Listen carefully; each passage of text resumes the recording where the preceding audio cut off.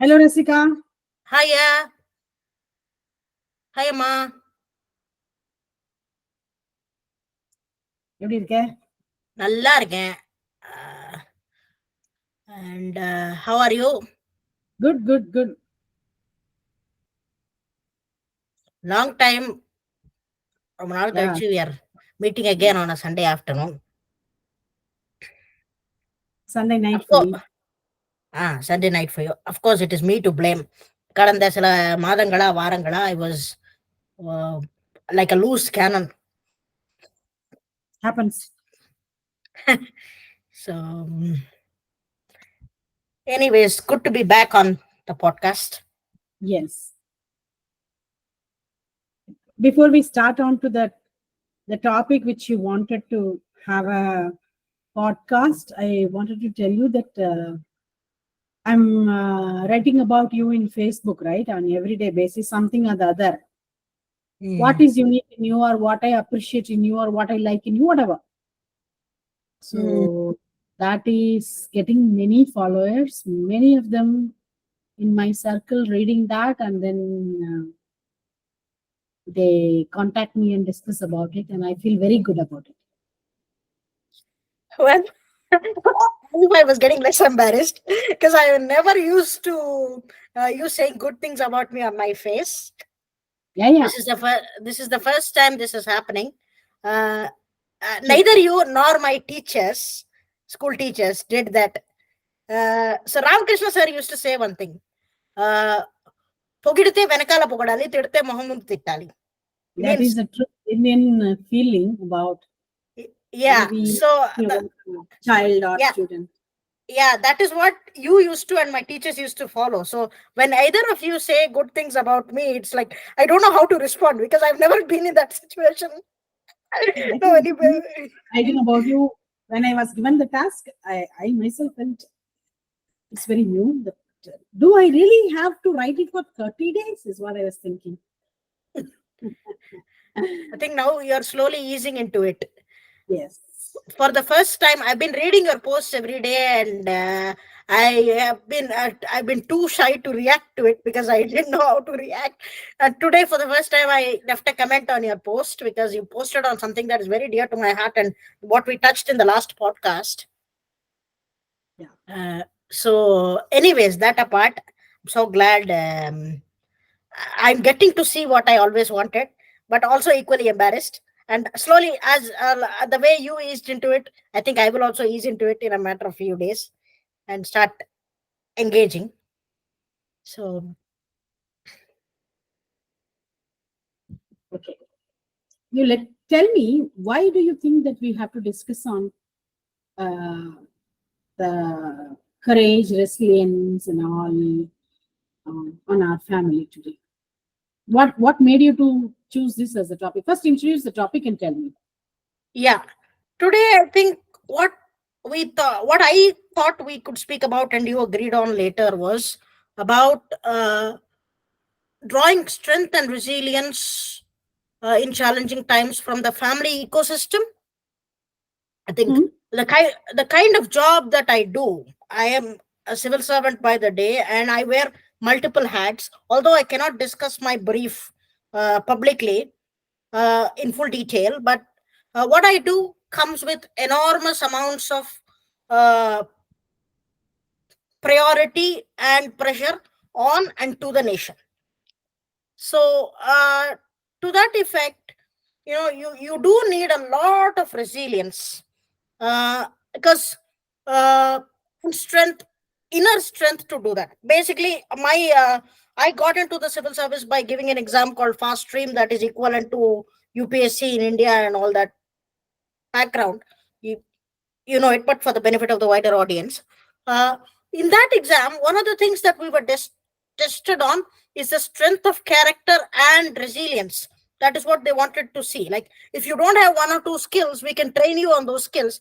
But if you don't have the resilience, if you don't have the inner strength, we cannot take you on board. That was the concept, and that was what I loved about it.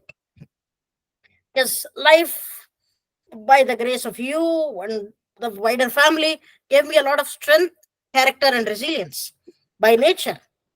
And I could I never prepared, I never went for any coaching or anything. I just cleared my exams in a whiff in first attempt, which is very rare even here in the UK. 9,500 people gave the exam in my batch, and only 53 of us cleared and got posting. So you can look at the percentage. That is because this exam tests your.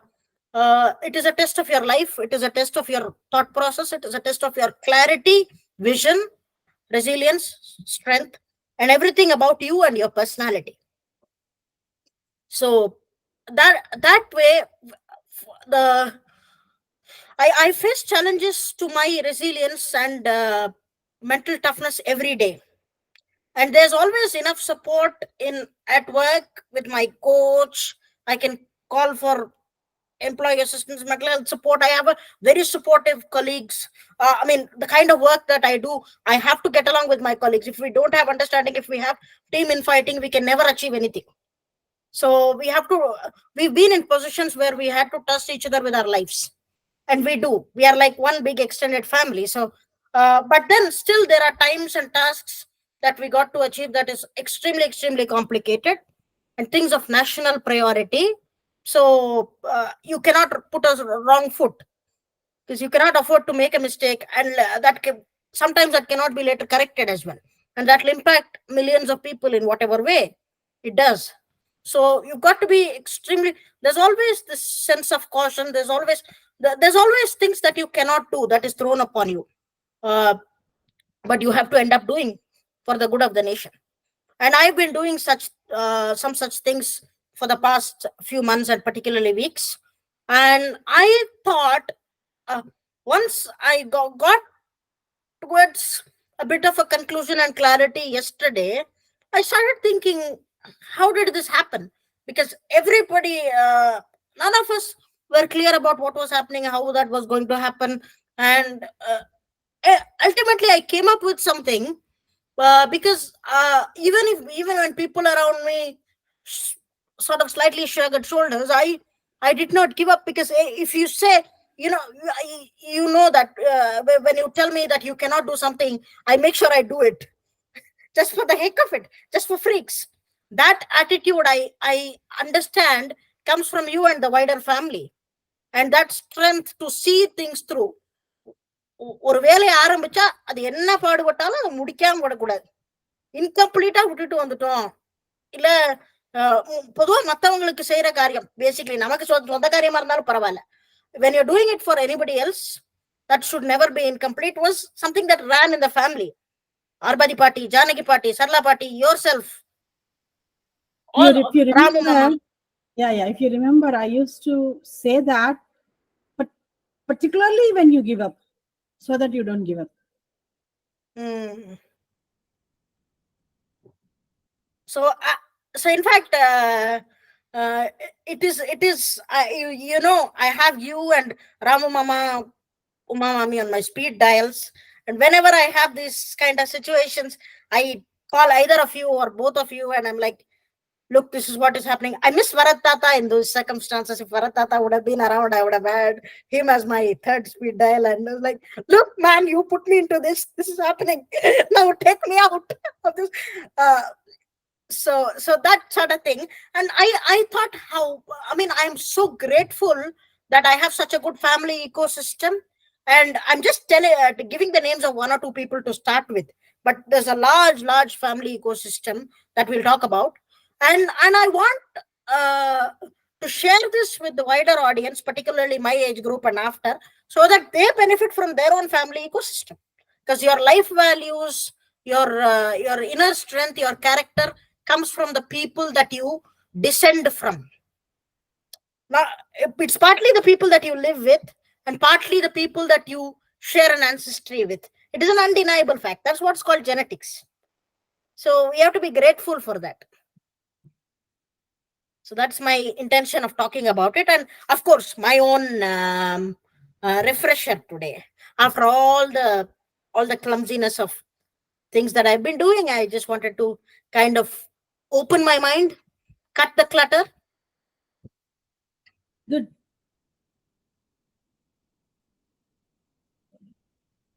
To me, I had greater examples, especially Arbadi Party. Um, One thing, none in the family inherited from Arbadi Party, which I'm trying to practice now in Aniksha, is she never ever showed her stress on children. Not even once I remember she used any negative word to scold any of the children. Whereas my Amma, Perima, Amma's younger brother, notorious in using all these words, but party never. I don't know I where mean, they you have learned. inherited that as well when I was a child. Honestly, if we are candid about it, That's what I'm telling you. That is what I said. I'm practicing with Aniksha, and I feel sorry that I didn't practice that with you. When you are highly incapable of handling yourself, yeah, then you show the anger of yours on children. Arbadi Patti was an example to me and to the village Arbadi in many ways. She had undergone trauma because she was widowed at the age of 24. She was living in a place, Mumbai Matunga, with her husband, and she lost her husband, came to mother-in-law's house, um, and started living in their house, trying to adopt a village culture which is very new to her because she was born in somewhere in Andhra, and then she was brought up in the towns of Andhra, and then she got married and went to Matunga and came back to Arupati. Arupati village lifestyle, everything was new to her, and when I know her as my party, though I call Arvadema, I could see that she knows in and around about the village lifestyle, village culture, the food, and the medicinal properties in food, whatnot. She was an embodiment of many things, I should say. Um, Small and big fights happening in the village, they come to Pati's house. Husband pulls the wife for a justice to Pati, and wife makes sure her brothers and father pulls her husband and brings them to Pati's place. And the Vasa Tinna used to be the panchayat place for all those things I have seen. And Pati was always neutral, that I have seen. And Pati's words were final many at times. She started a mother sangam. Those things were not needed. Party can relax because she has undergone a tough time in her young age. Party should have been relaxed in that age after 60. But until she was paralyzed when she was 84, 85, she was never taking rest per se, I should say that. And she passed away in the age of 90 on her same birth date. But uh, her life was more of an example of a woman who can have uh, the resilience as her power. hmm. And in those days, many women were like that, I believe, because Patti never used to feel that she was very odd in doing this. Patti used to feel that this is how life should be. In fact, Amma, I remember few things about Party. Although Party was bedbound, whenever we went to Arbadi, she made sure she gave me quality time, and I'm very grateful for that.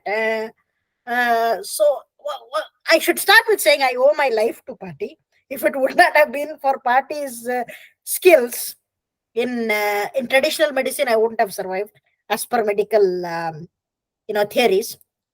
But That apart, even after party was bedbound, I remember party used to speak 10 plus languages, 10 or 12 languages. Different.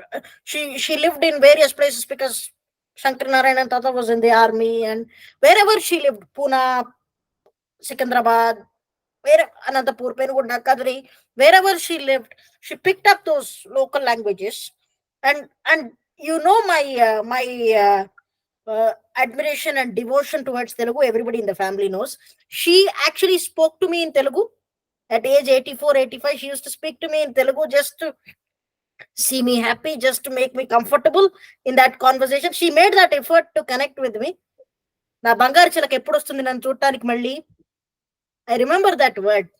And she used to and you remember, you used to make me walk on the fields, paddy fields, mirchi fields, and roads of our body barefoot, saying you connect with the bhumi, that is good for you, and you had that belief that you have to walk barefoot. So there used to be stones and all that. I used to have, it used to prick me, and it used to be painful for some time. I used to come back home and complain to party. Remember this. What she used to do is, she used to, her one of her hands was completely bent off because of paralysis, and the other hand was half bent. It was as if like this, like she was picking up a bit of rice in her hand or some argyam in her hand. It was like a cup shaped thing, half bent. With that half bent hand, she used to give me massage, foot massage. So I mean, that was not easy for her. She had to have enormous amount of resilience just to not lie down and sit down. She used to make me sit next to her, use her hand, and do that massage thing that demanded extreme stretch of her body. That is her mental resilience in that age, 80, 84, 85, 86, 87, that made her do this. Of course, abundance of love that came from resilience and inner strength. She never felt she was sick. She always believed till the last minute of her life that she will be all right and she'll start walking. She's like, அடுத்த வாட்டி வரும்போது பாரு நான் நடந்துருவேன், இந்த பாரு இந்த கோவிந்தராசு வச்சுட்டு நான் பண்ணிடுவேன், நான் நடந்துருவேன். So that thing, you know what, maybe that is what I did when I had a stroke, uh, and when doctors thought I wouldn't be what I am any longer. 5 days I came back, just because I grew up seeing her like that. If someone 88, 89 years can still think they can walk and run, I can very much talk, can very much get back. That early years of things, small things that happen in the early years, that stay as seeds in your brain, and that brings you back and back.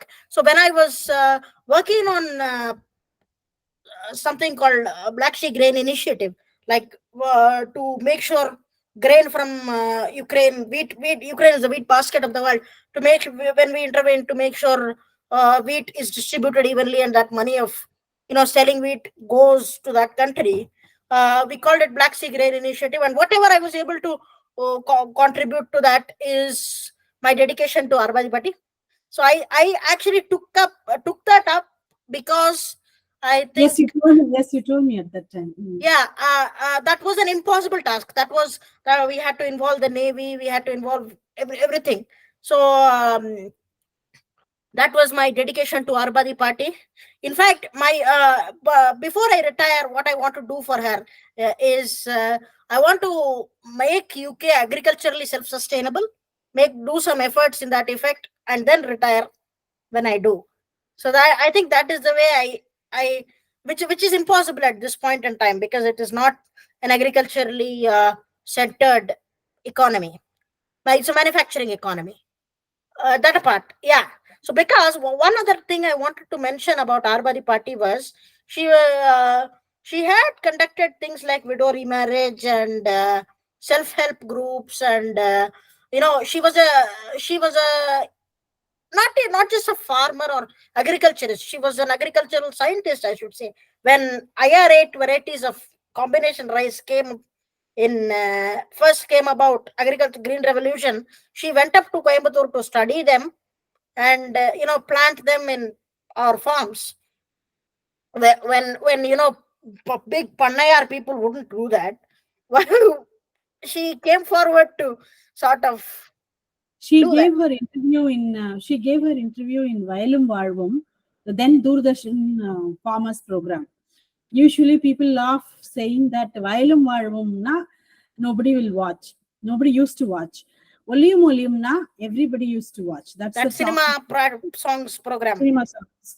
So Vailum Varvum had a very less people to watch it, but when party went and spoke, uh, then we realized that mass is watching volume volume and class is watching Vailum Varum, because many people used to write postcards, letters to party in those days that, on these lines when you spoke in Vailum Varum, which is very useful, which is very good and all.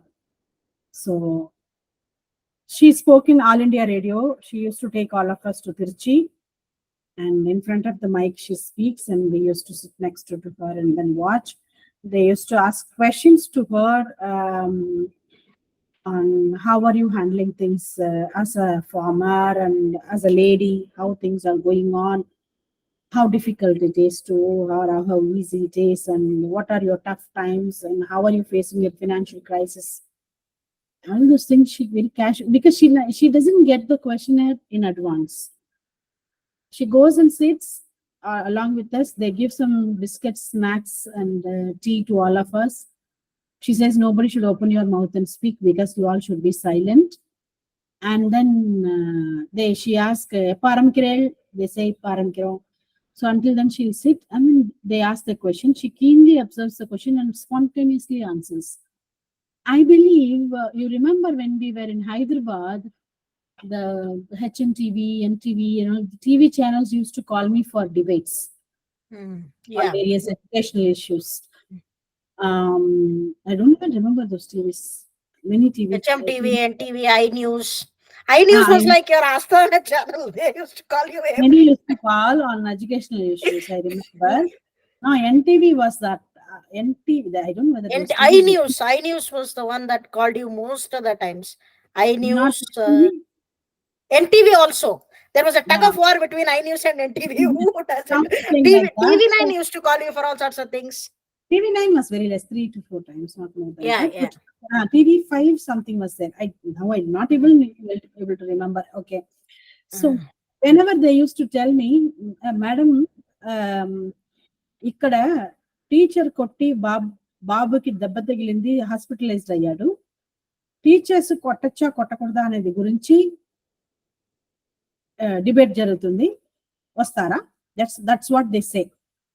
Sometimes they say some ex-school building collapsed, and sound structure and all certificates are very sound, but the building is not sound.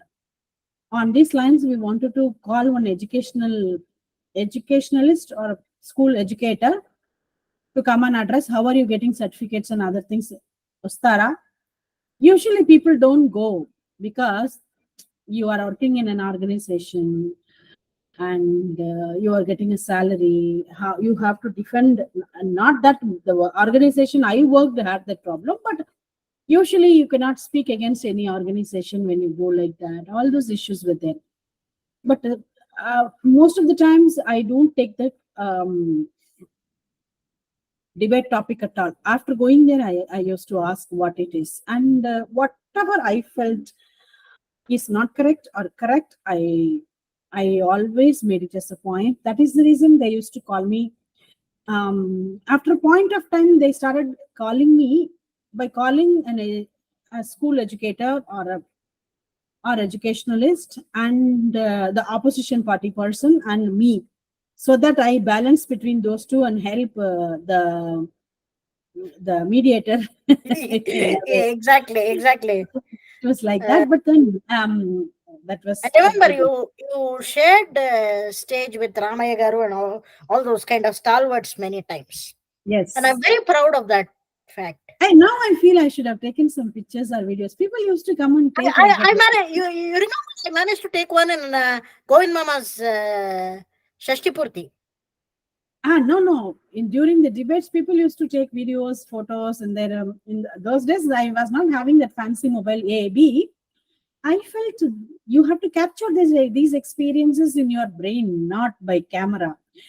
That is how I used to feel, and then I never used to take pictures with anybody. I don't know. I don't have that habit as such. Anyhow, I think that is something I inherited as well, because I only and only take pictures when I find somebody or something inspiring. So just for the podcast sake, I know you remember. You know how I got into the field of talking in news channels. Your school, the school you were studying, that school organized a program by I. If you remember the name of the program, you let me know. That program is all about talking about children, their memories, school, and the rote learning, all these things about all about education. And as a child, you went to talk, hmm. and few of the children of your school were being chosen to talk. Pratidwani, Pratidwani ETV2. Yeah, I've Parikala Prabhakar. So, actually Parakala Prabhakar garu he host Garu. that show. Uh, so, Uh, so what happened was, backside one full row was empty. There are two rows you people made to sit, and there was a back row, which was not a row, like it was looking like something like that. Parikala Prabhakar Garu said, why don't the mothers and fathers just sit at the back? hmm. The gallery looks, three lines looks full. Why don't you people sit? So many parents told, I didn't dress up like that to come into the camera. I'm very casual. Oh, I'm looking very tired, very dull. Hmm. He said, no, you will not be covered on an individual level. On the whole, when they are showing in zoom out, you will be seeing that there are people sitting. And the mic will not be passed to any of you. He assured that, and all of us sat. And there was a question posted to children, and children were answering. One of them answered, and the mic was passed to you or somebody, I don't remember. And I don't know what made him pass that mic. The shooting is on. He said, Mike, madam Kandinchandi. I was thinking some madam. And that madam was me. That Mike had come to me and he asked that question. Parikala Prabhakar speaks such a Shuddha Telugu that I never got exposed in Telangana. I didn't understand the question in the first time. And I was just looking, and somebody next to me was explaining in the colloquial Telangana Telugu. And then I understood the question, I started answering. When I answered that question, uh, then one child from the opposition gallery also took the mic and answered. For that also again I answered. What happened was, in the Reenadu paper, my photo, Parikala Prabhakar photo, and that child's photo was given, and as a promo, and asked them to watch Pratidwani this week. Yeah. That was small ad Yeah, given by promo cut. promo cut. And there was a promo ad in ETV2 also. One of our school parents saw and then told my principal, madam, we saw you in ETV2 promo. Today evening, go and switch on ETV2 and see in the breaks or something like that, you will come. So there was Garu was talking and passing the mic to me. I am talking and the child talking, and then I am talking. With that promo was over and asking them to watch it. That is how my entry into the field of media, talking and all started. There are two things to it. A, as somebody used to ask, I never used to feel very judgmental or phobia types, because I never thought somebody is sitting to judge me. I always thought people are asking my opinion. My opinions are my opinion. I am not declaring a judgment on a case, right?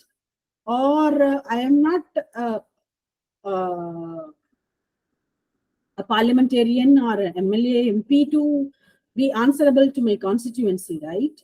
So I have my every right to speak what is in my mind. It's a democratic country. So I spoke. So that made many of my students, of my teachers, to feel that public speaking is very simple, very easy.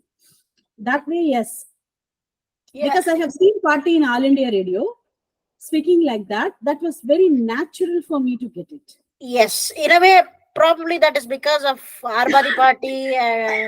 Arbadi party's hidden gene and your dominant gene in me that I became a mic moingi in my life. When I get a mic, I never put it down. So that that thing that kind of heredity came through across strands. Ramu Mama uh, speaks very eloquently. Murali Mama was a debater. He is normally very macho kind of assertive kind of person, and he used to be a debater as well in his study days. So that sort of ran in the family, and especially whenever you make an argument or a reason that you make it very very strongly. Janaki Party used to do this. Janaki Party, when she says something, that is the final word. You can be a Kumbadi Kumban, Suradi Sura, but you cannot talk after her. Her word is diktat. So that kind of assertion, that kind of leadership. So by diktat or by that thing, I don't mean like we overpower or overwhelm people. It is the fact that we uh, you know put our points across with such clarity of thought and my expression that it kind of makes people see reason, sometimes makes unreasonable people see reason, which is our success. And after that comes the fact that that nicely brings me on to what I wanted to say next. In fact, I need to confess, I need to apologize. I have a certain guilt as well that my people, everybody, most of them who listens to us knows I have extra medical needs, and you had to care for me full time, long time, and that thing sort of robbed you of your college education and your higher education and your highest potential that you could reach. Like, I know you are way more intelligent, way more capable, and way more deserving than I am. So if I could achieve so many things in life, you could have achieved so much more if you hadn't have had to spend those initial years caring for me and being my full-time Rasika oriented Jeevan. So actually, although I'm very grateful for that, there is also an amount of thing to say.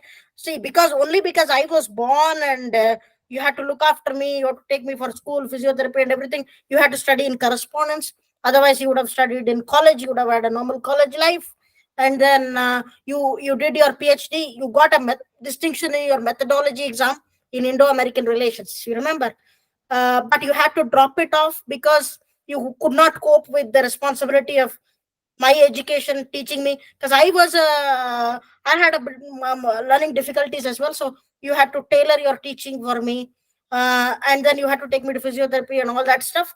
So in fact, I hope some point after you come and settle down with me or some other point in life, you'll take up that PhD and finish it in whatever subject that interests you. But I kind of have that feeling that I robbed you of the opportunities of exploring your peak potential. But however, that is not the point I'm making. The point I'm making is, in spite of the limited nature of the time and facilities you had, uh, carved for yourself an identity. You carved for yourself a career path, which is very different from the initial career path you would have aspired, but it ended up being the best path for you. uh, so that called for enormous amounts of resilience, wasn't it? You never gave up. It would have been easy for you to give up and say I'll be a full-time homemaker, or I'll be reliant on somebody else because I need to take care of Rasika. Rasika is reliant on me. I cannot go out there and put myself out there to the world. But you did it. That called for enormous amounts of resilience. And at 19, 20 years of age, when you had me, without any worldview, without any exposure, you researched so much about cerebral palsy, my declared disability, and its auxiliary effects. I bet you are much more knowledgeable than any medical student or initial practitioner in that field. So that you went to that enormous lengths, without proper educational background, without extraordinary English knowledge, without a worldview, because those days only Western doctors, Western researchers used to write about things like cerebral palsy. You made sure you read it, you understood it, you imbibed every bit of it. How did you do that is still a miracle. For me, that is an example of sheer resilience, because you've come a long way, but I know where you started, and you've been doing this from the day you started. How did you manage I, that? yeah, I just wanted to say that as you told me that you feel very awkward when you are being praised. When I'm writing on everyday basis, I felt the same now. But let me put it very straight from the heart. My PhD was stopped. My graduation, post graduation was completed after your birth, and there are many things I have to give it up to upbring you in life. Um, Let me tell you, nothing was by force. Absolutely nothing was by force. Everything was out of my own choice, my own. They all were all were done on priority basis, and I have complete soul satisfaction.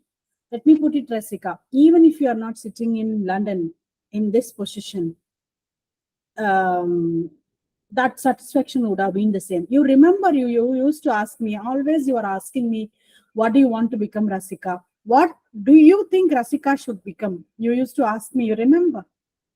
Yeah. I was telling you that I would be very happy if you become a teacher. I always felt that I should see you as a teacher, and that was my biggest dream. Maybe one day you'll take it up, because teaching is not a profession that you have to quit something to start. There is a teacher in you, you will attract children, you will attract learners. Keep that aside. I will.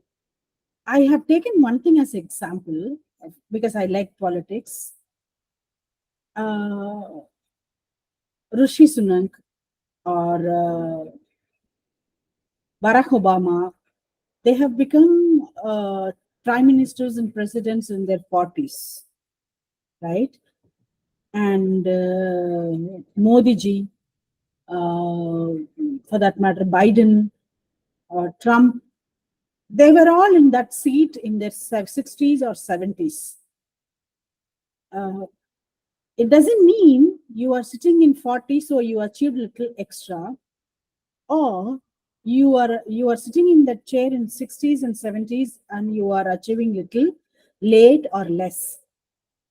What I understand by that is, in whichever age you are putting your right effort, those seats are waiting for you to occupy, right? That's how I have taken that message as. To me, um, I'm not thinking that I have lost something. The reason being, uh, I have thoroughly enjoyed bringing you. I did not feel I'm in the sorrow world. Taking you for physiotherapy or cooking something for your friends, uh, telling stories, creating stories, reading stories, and telling you whatever I did for you, teaching you, learning to teach and teaching you. There are many things I have done, right? So, all those things were lessons for me to shape myself. I chiseled myself, is what I personally feel. I'm 48 now, right? When I see another 48 or 50 or 55 or 45 years old lady, uh, I definitely feel my exposure is deeper and stronger. Thanks to those. milestones in different levels God has kept for me. One. And second is, now I'm not keeping a goal that I should do PhD, I should do one more MA, or I should do this, I should do that, because those things, I should do this, I should do that for that purpose, to shape up my career and all. The thought process, you get it in 20s and 30s. Now I feel I should do something that I enjoy the most, that gives me a soul satisfaction, that gives me happiness. I have severe headache, and what makes me feel better? If I sing or sit in a part class, music class, I feel very, very better. I feel very relieved. After the music class, my headache is gone. So I send a message, request my part teacher, do you mind taking an hour session for me now? Are you free? This is not retirement lifestyle, I should tell you. What I'm speaking is not retirement lifestyle. What I'm speaking probably not career oriented growth, but I feel in 20s, everybody should have this as their growth, which leads to their probably the destination. What is your destination? It's better you don't decide, or I don't decide my destination, because we are not that enlightened soul to decide what is our destination. You decide something A as your destination point and travel towards it. You will have many diversions, and you will be forced to take one U-turn and come this side, and halt at a point. You will realize that is your destination at the age of 40 or 50. So it is never in our hands to decide what exactly we should. Yes, we have to visualize, we have to plan, we have to execute, we have to make working mechanisms, all those things. Yes, I'm not saying destiny is going to give everything, so sit and relax. No, we have to work for it and work on it. Agreed. But I'm not sure how to say, but at present I feel um, I'm not looking forward for my destiny. I'm looking deeper into my journey, and I am with my journey. Destination, I'm not really bothered, but I'm very careful with my journey. Lovely. Hopefully, when I'm 48, 50, I'll say this as well. But No, that's what I'm saying, Yurasika. Do not wait for 48 and 50 to say this, because now I feel if I would have decided this in 20s, I would have been even much better person. I probably wouldn't have worked in schools, and I would have been an NGO to help the rural students with learning disability. If I wouldn't have thought of working in a school, shaping up my administrative skills, developing PR skills, all those things really worked well with me, and I was a very successful principal throughout my career. All I agree. But what probably I would have done with this mindset in my 20s, because 29 I became principal.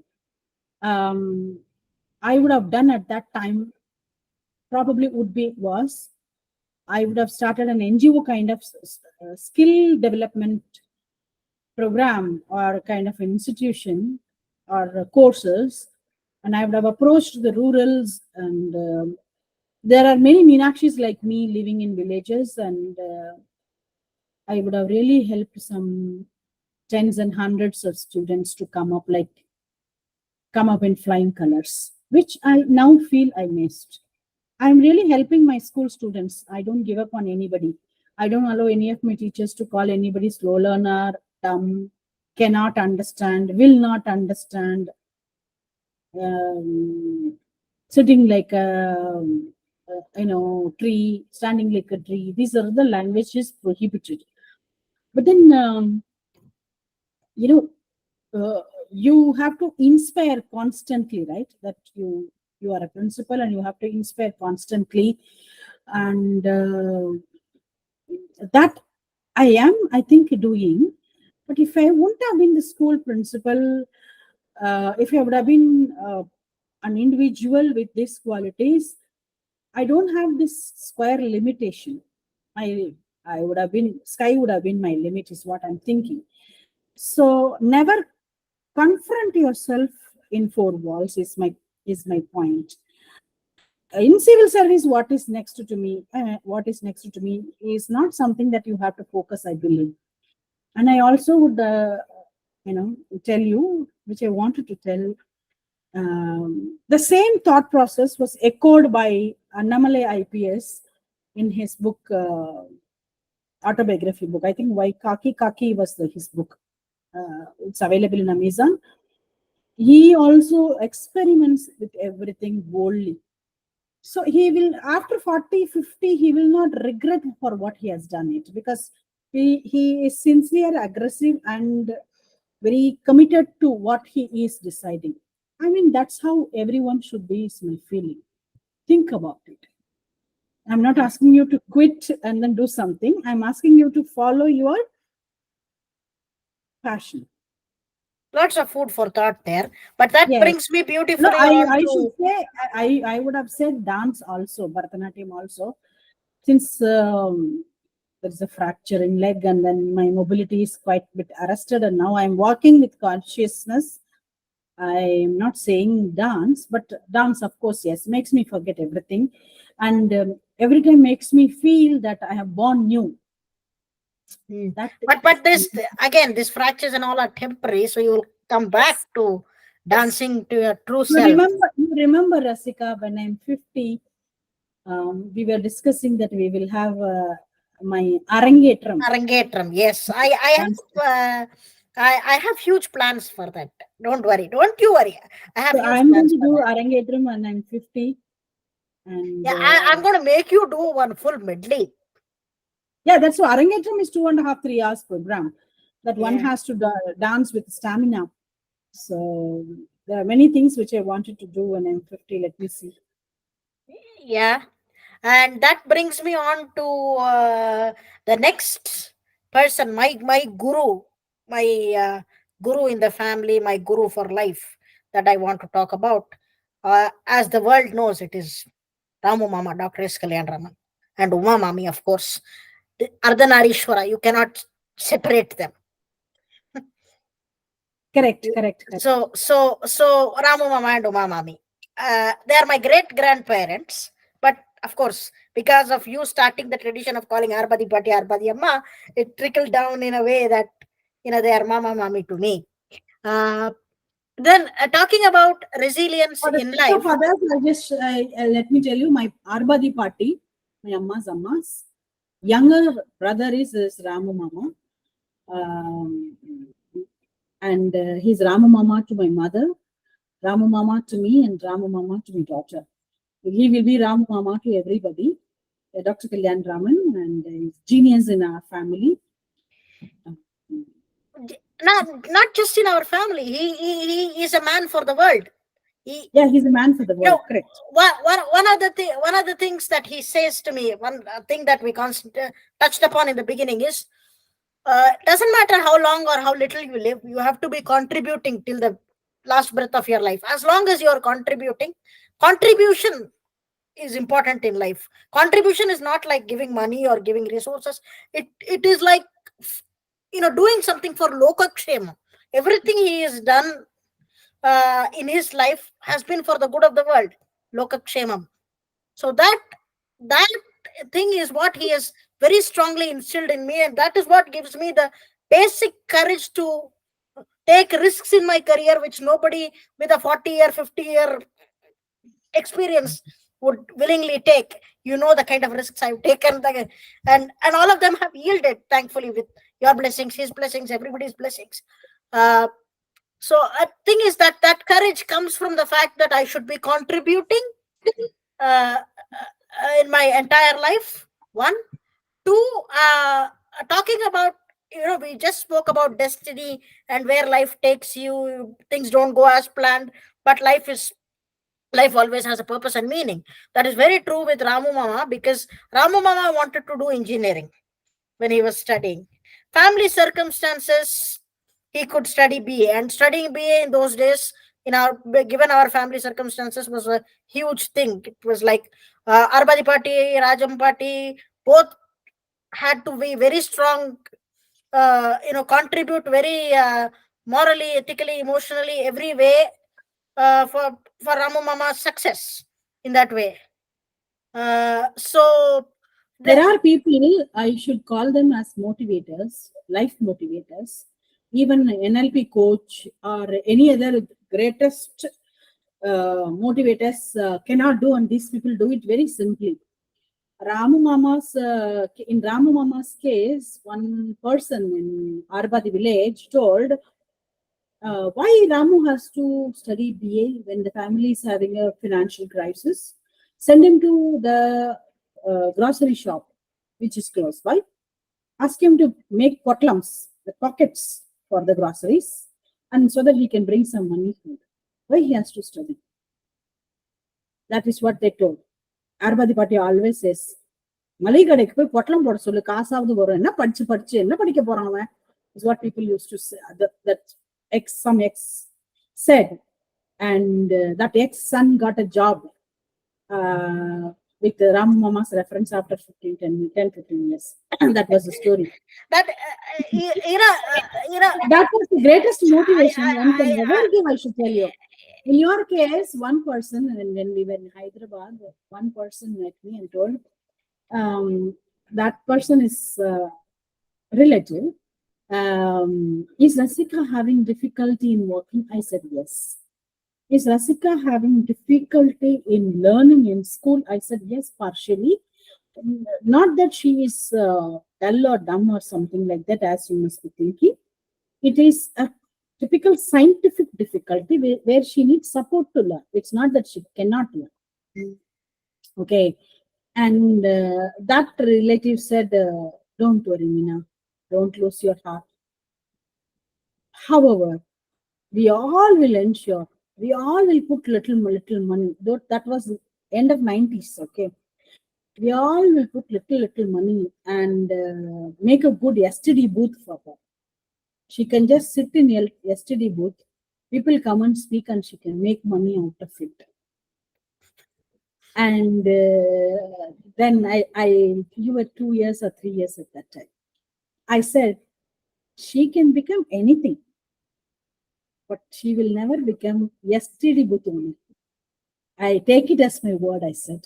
I never told you in those days, but these people, whenever I wanted to give it up, whenever I used to feel very tired, very exhausted, this is the limit beyond which I cannot move. Whenever I have that end point, psychologically, I remember this STD story and then I move on. So I strongly believe these kind of people should be there in our life. These kind of people should exist. Exactly. And you know what makes us laugh at after a point, doesn't it? So and then see, talking about uh, uh, contributing and resilience and all that, Ramu Mama, he did his BA, he enrolled for UPSC. Those days he didn't have the, we didn't have the financial circumstances to send him for some coaching, or to buy books to study for himself. He used to sit in the library till late in the night, till the library was shut, 9 o'clock, 10 o'clock, like that, and he used to copy notes, all questions, answers, handwritten copy from the book, and take it home, revise at night in the lantern lamp. And that is how he cleared civils. And one of my most cherished possessions in life is I have those notes. Mama's handwritten notes dated 1959, civil service preparation notes, MCQs, question answers, with his beautiful handwriting. Mama's handwriting is absolutely beautiful. I'm amazed how. But I'm not saying it because of my love for Mama, but really good handwriting, and such pristine condition. I still have that notes, and that is like my Bhagavad Gita. I will keep it in my puja room with my Bhagavad Gita and with my Vedas and with my Puranas and everything else, because that is as holy to me, and that is a testament of his journey, his effort, his passion. And he used to copy copying, hand copying those hundreds and thousands of questions, such a tedious task. He used to do that. And he used to, without any annaharam, and then he used to come home at night, study in the lantern hurricane lamp. And he got commissioned IRS first attempt. And then he was a railways officer. uh, he went on to senior positions. So when you know what, life gave him another opportunity. When there was talks about IRCTC being digitized, IRCTC website, computerizing Indian Railways, he took it up as a lead. It was his brainchild. Uh, he led the task with his team. And every time our family or anybody books a Tatkal ticket, they have to thank Ramu Mama, because Ramu Mama is a brain behind Tatkal. Not many people know this, but Yes. Yes. so you know what? Thing that he did not choose. Where is engineering and where is IRS service? But he excelled. He thrived in that, and then he later got promoted, and he was deputized in various positions. He went as a senior executive to Asian Development Bank in Manila. Mama Mami spent 15 years in Manila. Uh, he oversaw 600 million worth development projects across Asia in coordination with World Bank and UNDP. So I think you and I can talk about his achievements for the rest of our lives. Our lifetimes will be spent doing this. But one of the greatest things is two of the greatest things he's done for the benefit of humanity, in spite of all these materialistic things like IRCTC, Tatkal, and all the other things, is uh, Saraswati River uh, revival project. So what happened is, he is actually going in a jeep with some officers in Rajasthan Gujarat border to inspect for some railway project, and Gadra Road, that was the road he was going to. And at Okay. that Please tell the story because none of us in the family know this story. and at that time, uh, that was a bordering Thar desert region.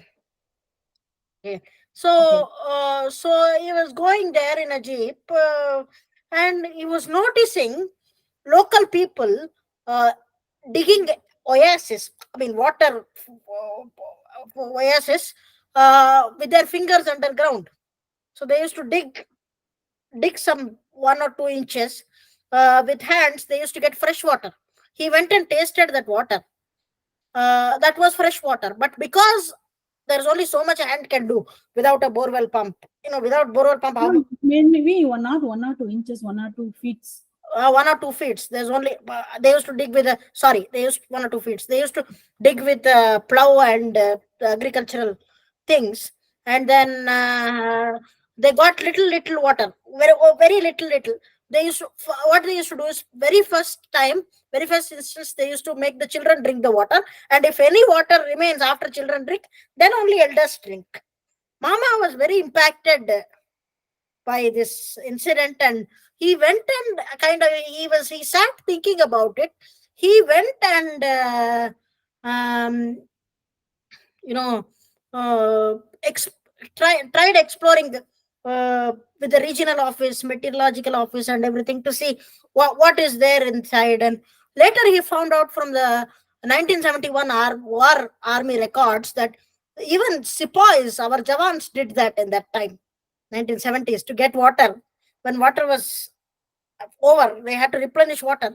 Our jawans used to dig with plows, and when they used to have some mechanical weapons as well, so they used to dig and get fresh water from underground in what was a very barren area. How did they get that? That is in the army annals. But how did they get that? So he connected. That was a time when he thought Saraswati River could be a reality, or very much a reality. So he wanted to study more on that. He went back to Philippines. He did his ground research, and then when he was convinced that this was indeed a fact, and he thought it was his mission to revive it, it was his mother's command. He said, I see my mother in Devi Saraswati. So it is my mother's command. And he quit, he took VRS 5 years earlier. 1995, he came back to India and started working on Saraswati River, and unmistakably established the presence of Saraswati River, which was the job of later governments to take it up and actually physically revive it. But you know how political things are entangled and how they get delayed. We don't want to get into that. But it was that one incident of a small girl and small children drinking water and adults waiting for their turn and not having water, that actually led Ram Mama from Gadra Road to this entire project of revival of Saraswati River. Today, Saraswati River is a national debate. It is a topic of national interest because of this one man, Dr. S. Kalyanarama. That is why he established something called Saraswati Sindhu Research Center. And it happened. Later, after that, after he finished his work with Saraswati, he did not sit back and relax. If normally anyone else, or I would certainly think my life's legacy is built. I am like, I have contributed and my Janma Sarthakam is done. He did not think like that. He got on to the next thing. He was like, I am going to take up, I'm going to study Rigvedam, because the Ramu Mama side of the family comes from the Rigveda Sampradayam. So he was like, I'm going to study Rigvedam. And he studied Rigvedam uh, basically because of an Englishman, a European called Angus Morton. He published a research when European Union was being established about the history of economy in the world, where he published an image and a report to say before independence of India, 40% of the world's wealth was being generated by Akhanda Bharat. So he was like, he was interested how this was happening, and he talked about Shreni Guild, trade guilds. This person, this European researcher, he talked about Shreni's guilds. So he started studying about Shrenis. When he started studying about Shrenis, he started going back to the Vedas, and he picked up Rig Veda because of the affinity. And Mama's whole research is research on Rig Veda is prosperity, wealth creation, economy generation through metallurgy, chemicals, Rasayana Shastra, Rasavada. So Mama gave a whole new definition to yagnas and yagas without, demeaning their spiritual significance. There is a materialistic and metallurgical significance to yagnas and yagas, because uh, that is how wealth was created. India in olden days did not have any gold mines, but how was there so much gold in India? Everything was gold, everything was kanakamayam, because of the yagna yaga metallurgy. Yagna yaga is a metallurgical process. That is how, sometimes in mantras and procedures, you get words like soma and all that. So soma, people think again, Surya, Chandra, all those kind of acronyms, which is true. But soma is also molten gold, melted gold. One of the meanings of soma. I have no idea about this. Yeah, one of the meanings of soma is molten gold that comes from Agni. So once the Homa Agni settles, there is a mold of gold that comes. That is Soma, Yaga Prasada, one of the meanings of Soma. So that is how in different ways, using Shrenis, and Shreni as the structure of Dharma, like how Devalaya was the center of Dharma in life and philosophical nature and spiritual nature. Your Shreni was the temple of Dharma in economy. That is how the discipline of the society was maintained. So that is why these people used to do yagnas and yagas, to create wealth, to create the economy. It was not like people gave bali of animals, people gave bali of things, or narabali. It is all very, very foolish way to interpret it. So I'll tell you one thing. I'm not sure you might have heard it, but you might have heard the word Ashwamedha Yaga. Yes. Ashwamedha Yaga means people think in history textbooks they say horse sacrifice. They'll come and sacrifice a horse. That is absolute nonsense. That is not Ashwamedha Yaga. Ashwamedha Yaga means Ashwatha means Ashwa doesn't mean horse alone. Ashwa means something that is perpetually in motion, something that is oscillating, something that is moving constantly, not in one place. That is why people tree is called Ashwatha in Sanskrit. People tree always moving, no? Slightest air, people tree is moving. So when you say Ashwamedha, you mean the sacrifice of the oscillating mind, oscillating thoughts. So the Raja was advised to do Ashwamedha whenever he was facing a difficult decision, whenever he could not make up his mind, whenever his mind was oscillating, whenever he was in dilemma.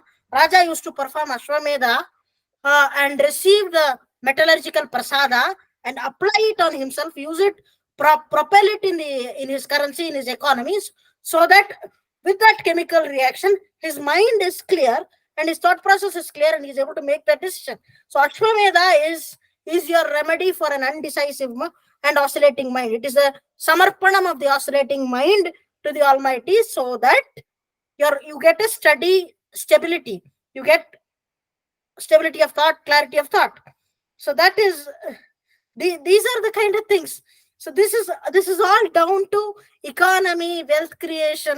This is all down to how prosperous we were and how that prosperity was generated. And if we can revive at least some of it, then how much more prosperous we can be. The same way, through the trickle down effect of this Rig Veda, Mama deciphered the whole Indus script. People call it Bostrophidan script, Indus Valley script. It is combination of Brahmi and Korosti. So Mama worked extensively on Brahmi, and he 8,000 inscriptions. Mama deciphered the entire pictographic language of 8,000 inscriptions and seals and tablets, and what each thing meant.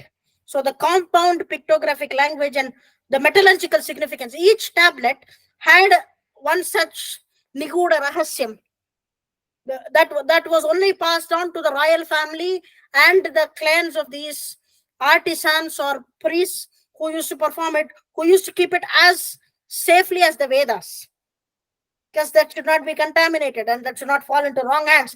Just like how we protect our national security, it should not fall into a terrorist hand.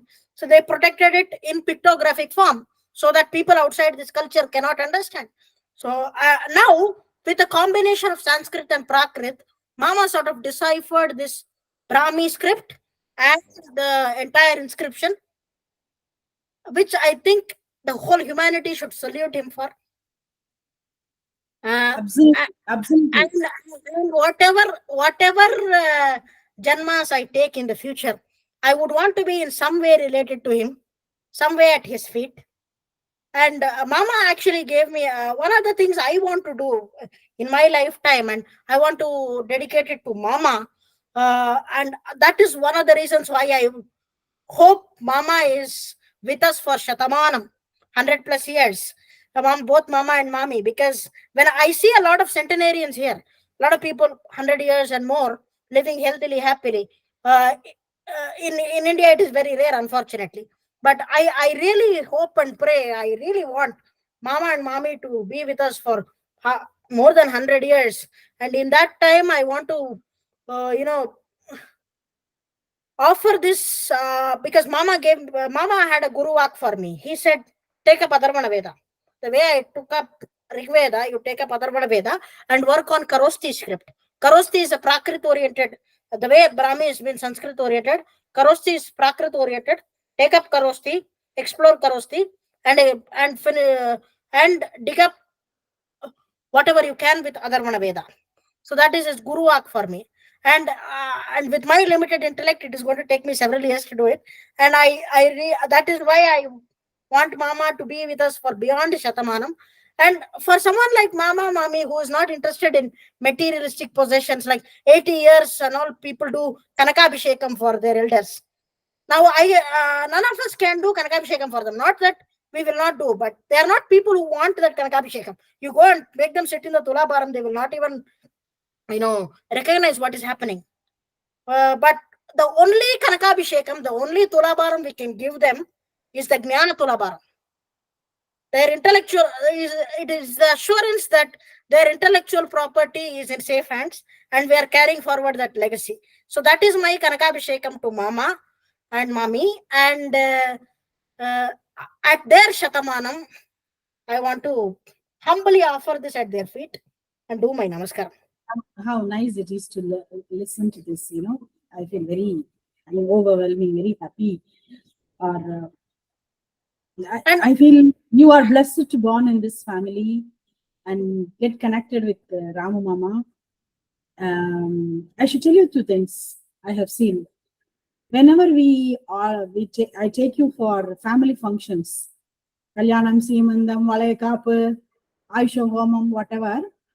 When Ramu Mama comes, automatically like magnet, he sits with you, you sit with him. This I'm talking since you are 9th, 10th class, I think.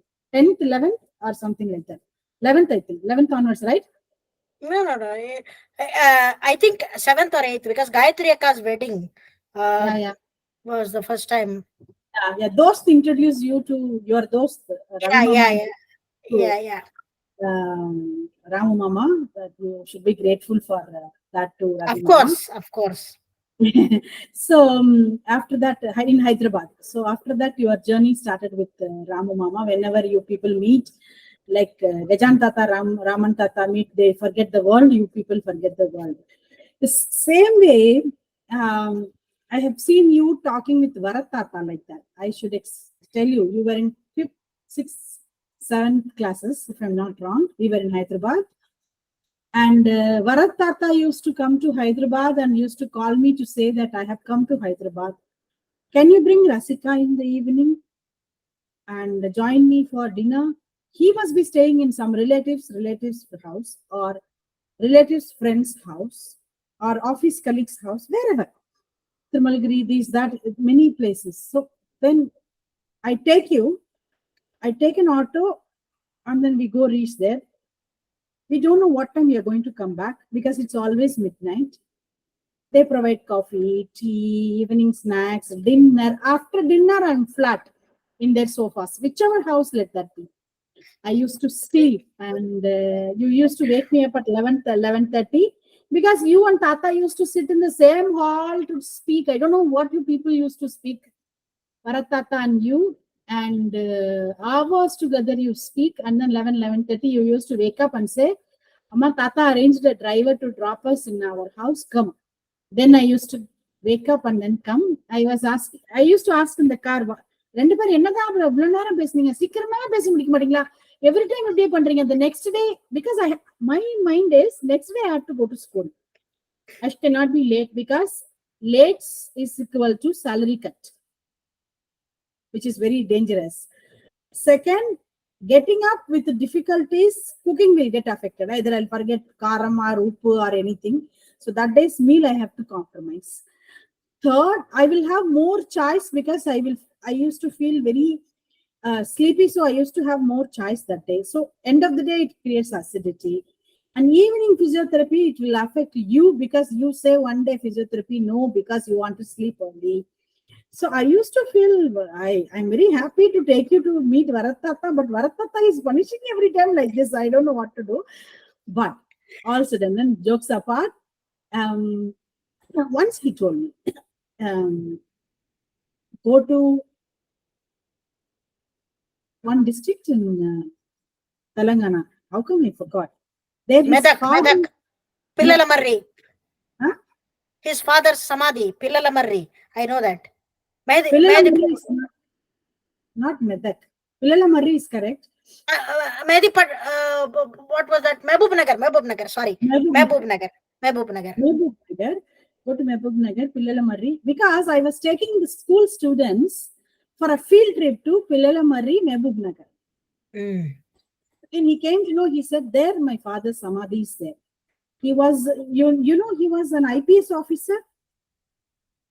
Why you're telling me this? No, no, I don't know. Until then, I was not aware. Even now, he is my Attanga's Machiner. Beyond this, I don't know anything about Varatata. I can You, tell you some bits today. maybe, I'll tell you what, maybe Rajana Kumarana Gopina also know lesser than what you know, because he used to tell you his life story to you. I don't know what fantasy he has got. Every time he calls you to explain one or the other part of his life story to you and job experiences to you. And I think he motivated you to take up civils, right? Not even motivated. He forced me. Because of that man that I am sitting here. I used, growing up, I used to be of that generation which used to think politics is dirty, politics is Saturday, never get into politics. I am going to Correct. do something NGO, something else, go into UN or some other place, but never get into politics, politicians, babus. He was like, you are going to be a civil servant. I mean, I'm going to see that. And I am, whether I am there or not, I know you will be one, because I hated it as much as you do, and I ended up being one. I know that attracts people who hate it to the most. So I know it will attract you at some point, and you will be there. So and then talking about Varatata, Ramumala and Varatata, along with you, are two of my beacons of integrity and work ethic. You three. So talking about Varatata started off as an IPS, and then he got promoted into foreign service, and he actually served here in London extensively. He served as a minister without portfolio in the British High Commission of India in London. He was a civil servant, but he was given a rank equivalent to the minister because of the kind of work that he did. So that rank and seniority. And he actually organized the 1982 Festival of India in London, and brought Margaret Thatcher and Indira Gandhi together on one stage, and organized it. So he used to work very closely with both Margaret Thatcher and Indira Gandhi uh, at that time, and not just 1982 Festival of India, but he gave a life to a lot of artisans and artists, like people like Pandit Ravi Shankar. These are people who were very very close to him. He gave them a lot of exposure. He revolutionized Indian tourism.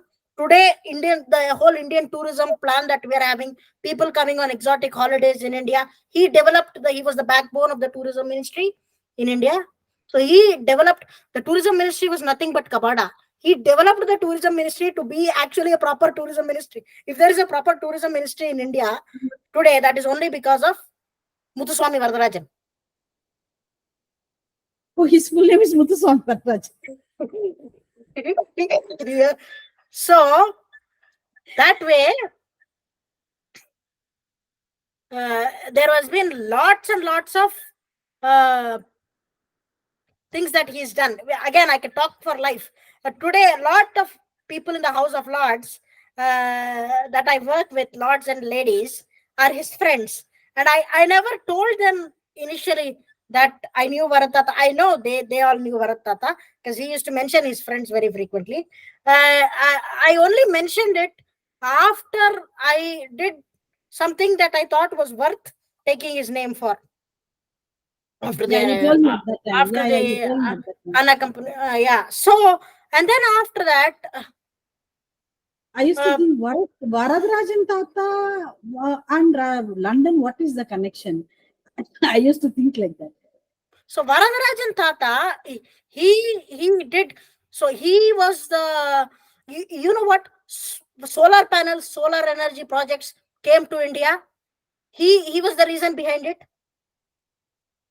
So the reason, solar energy came to India, solar panels got established, and the whole initial research about solar energy in India was conducted, and it was licensed and brought to India because of Bharat Tata.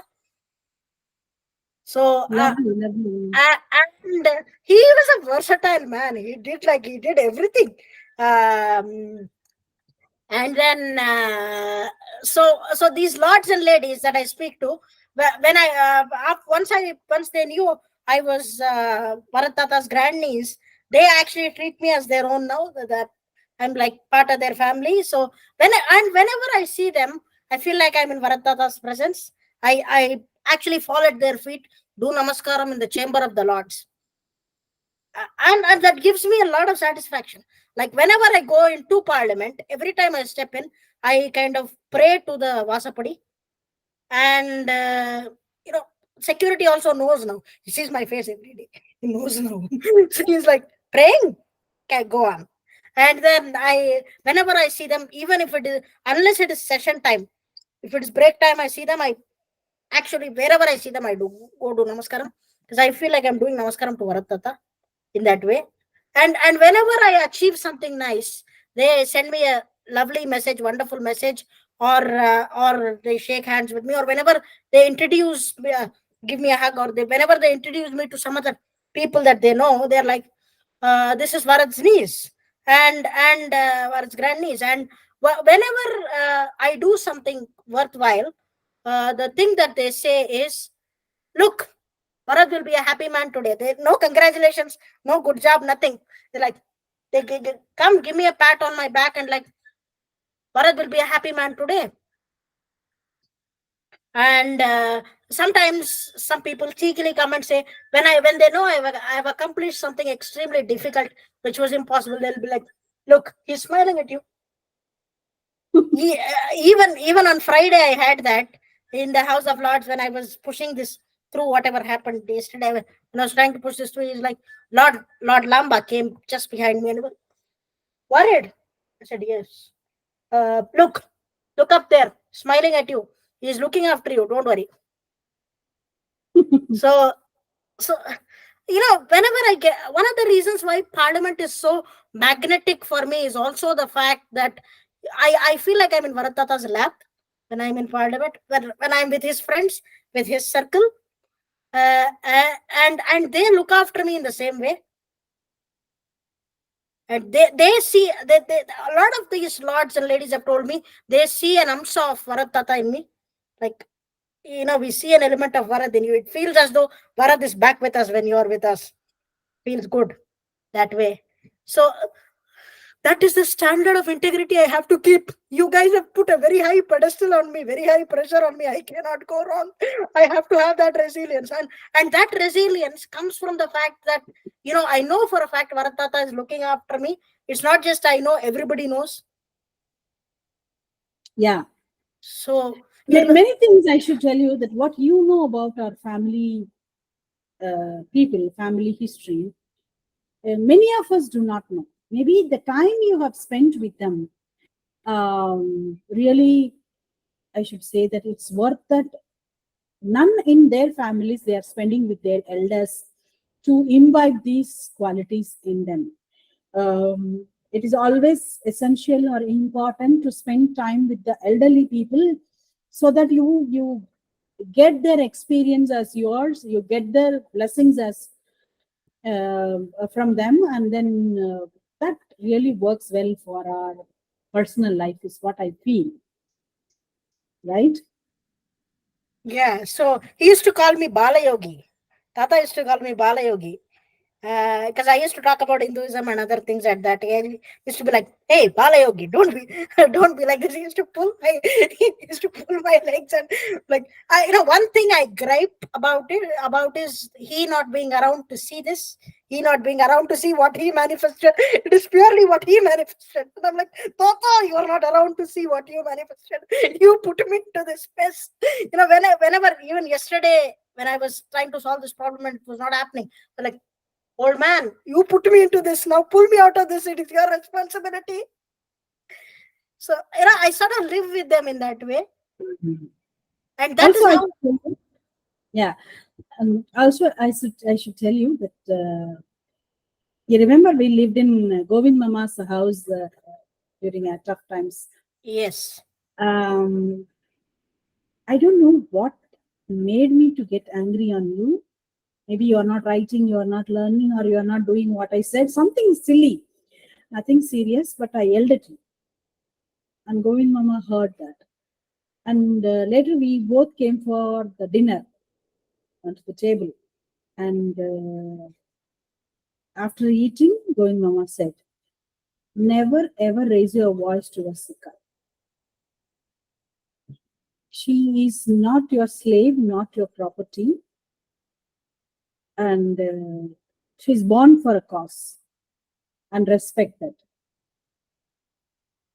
I never thought at that time that I should respect you because you are born for a cause, because I didn't understand him or his words very deeply at that time.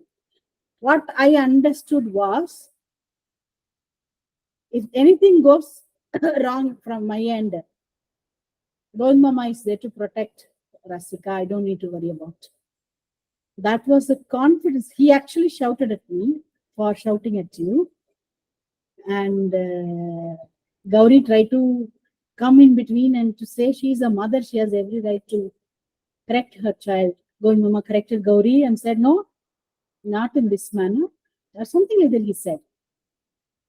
But why I'm not able to remember exactly the verbatim, though it was very scolding way of molding me, is because he was actually schooling me that how I should parent. Parenting on parenting. But what is going inside me is, that was a fear I carried. If something happens to me, what will happen to Rasika? So what I felt very relieved was, if anything happens to me, Govind Mama is there, Gauri is there for Rasika. So that was a great moment in my life that I always cherish. And I know Peripati, Gauri, Govind Mama, and all were the big pillar of support to you, and I was a dummy piece. and, and in fact, even Sambandhan Tata and Rajampati, they were Arbadi Pati's Machinar and his wife, brother-in-law and sister-in-law, so Govind Mama Chitpachiti. So even Sambandhan Tata, Rajampati, they were all huge pillars of support in my life. In fact, everybody 50 plus in family got on with me extremely well. They made all the effort to sort of get come down to my level and comfort me, and partially because they also knew that I was missing my Tata. So they made their best efforts to kind of make it up, and that is what I am blessed with.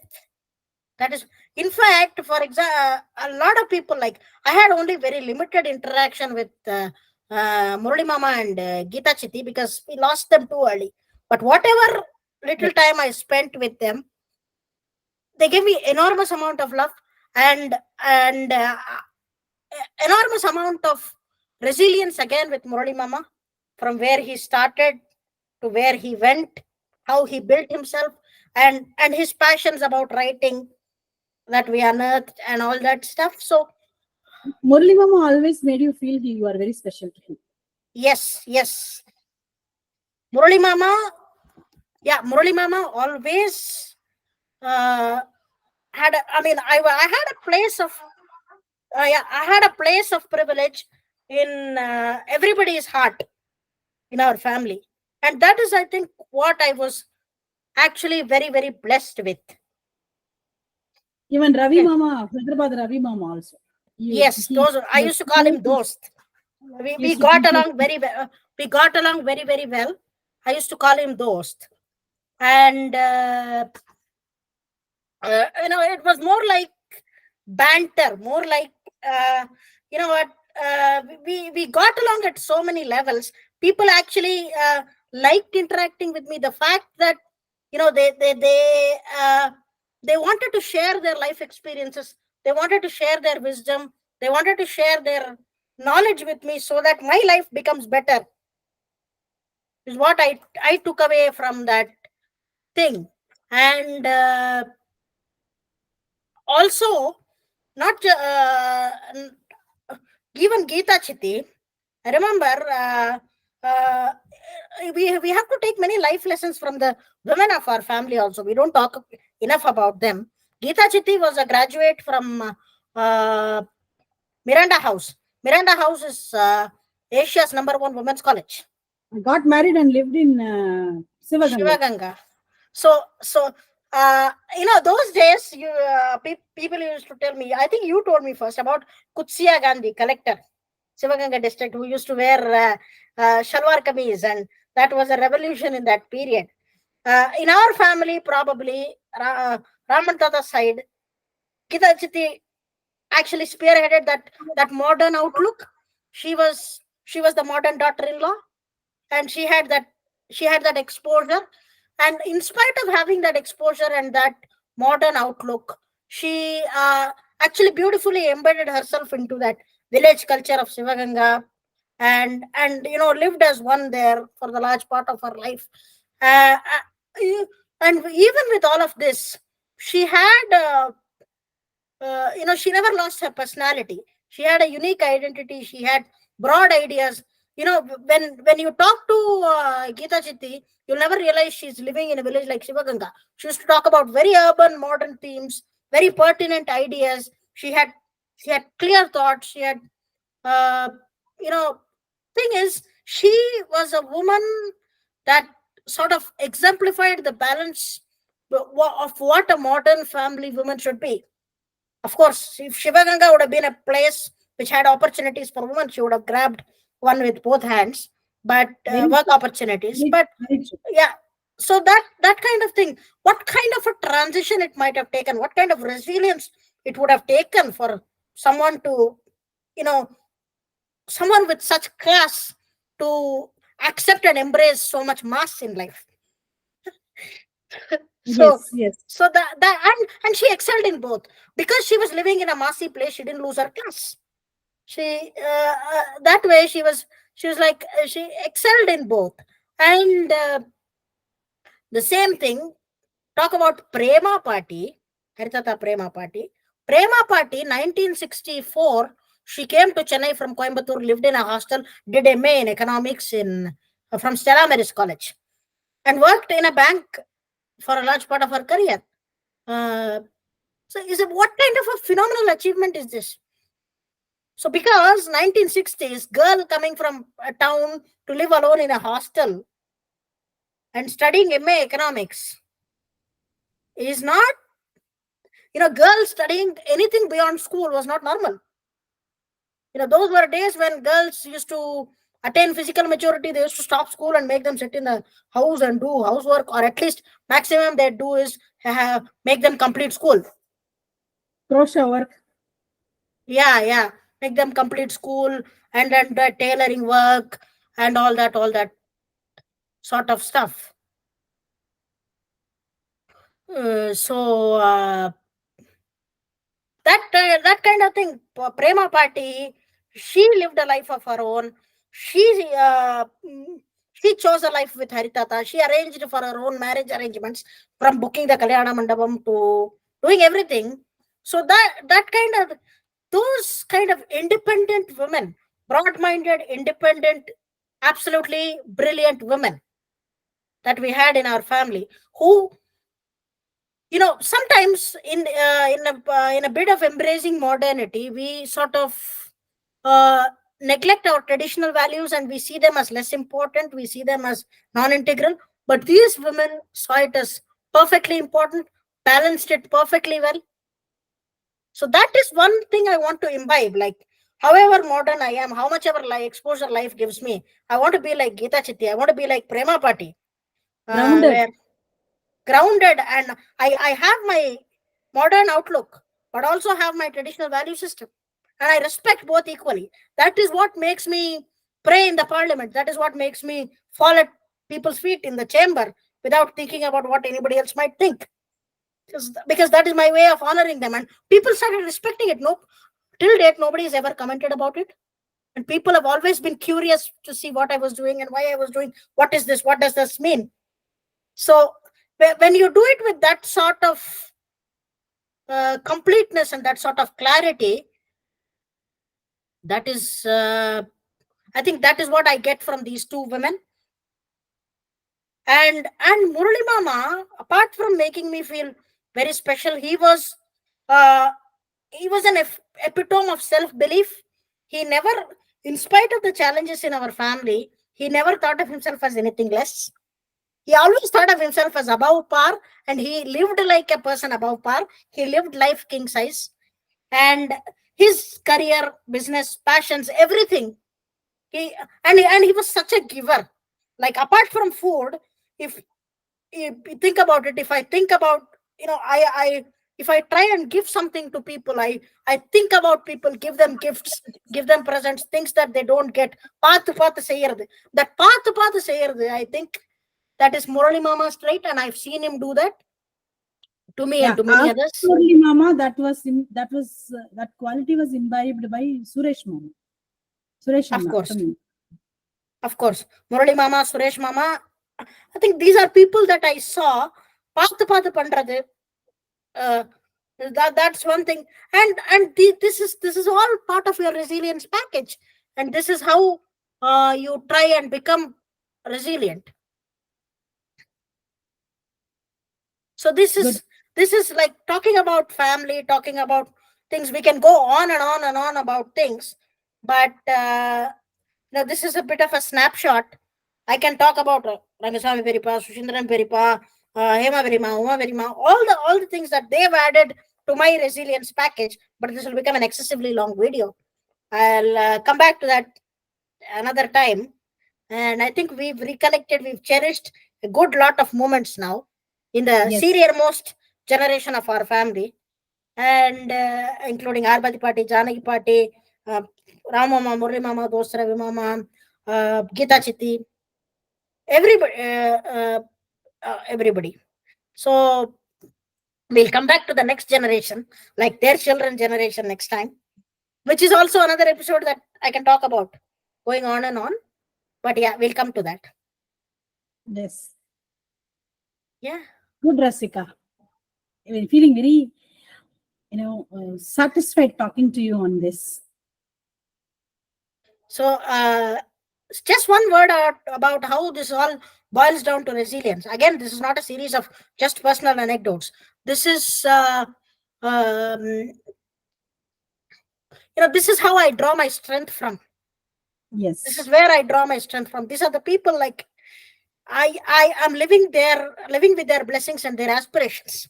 So I dedicate my life to them.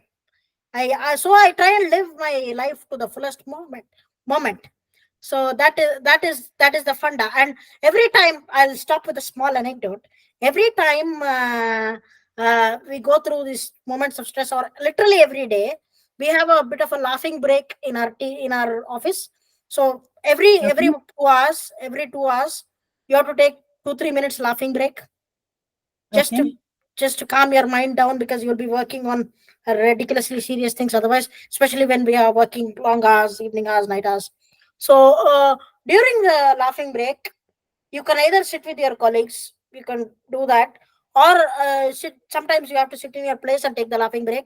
That is a time when your coaches suggest that think about something in your family, something in your immediate circles, childhood, that gives you immediate laughter.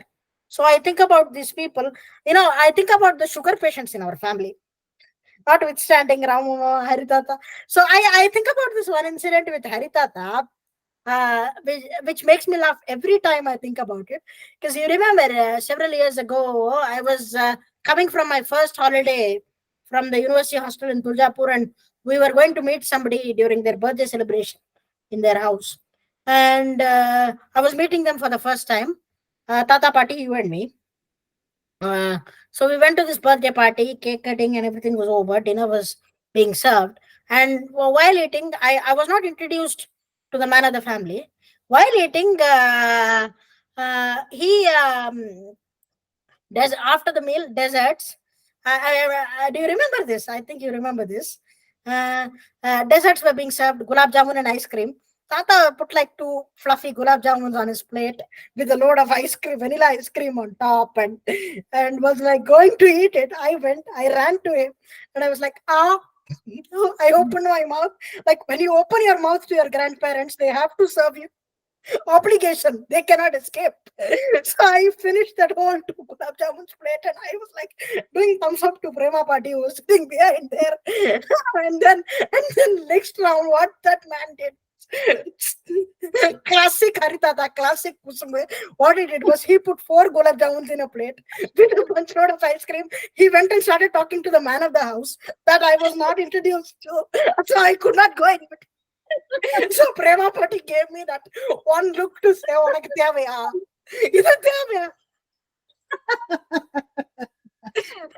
She didn't say anything. She was giving me this one look where I'm like, I understood it as one. These are things that you remember and cherish. But I remember, I've remembered this a zillion times in my laughter breaks. Good. And things with Murali, Ramu Mama. Ramu Mama does the same. He's a sugar patient. He does the same. So these kind of things, this is also part of resilience. These lighter moments that you spend with them also helps you in life. So that is what I wanted to say. So spend time, cherish your elders while you have them, because you won't have them for long. Because when they are gone, they take your childhood away. We are only not only that, when they are gone, the amount of DPs, different DPs people keep after they leave the body, no? If you spend that time with them when they are alive, that would be beneficial to you, of course, right? So, as I said, I'll say this in Telugu because I think that's the best way I can say this. పెద్దవాళ్ళు ఉన్నంత వరకే మనం పిల్లలం. వాళ్ళు పోయిన తర్వాత మనలో పిల్లలు కూడా చచ్చిపోతారు. మనమే పెద్దవాళ్ళం అయిపోతాం. మన పసితనం మనకు మర్చిపోతుంది. కాబట్టి వాళ్ళు ఉన్నంత వరకు మనం పిల్లలుగానే బతుకుతాం. అందులో ఏ రకమైన నామోషి లేదు. గుడ్. చలో. Good night, Rasika. Bye. Good night. Thank you. Nice talking to you.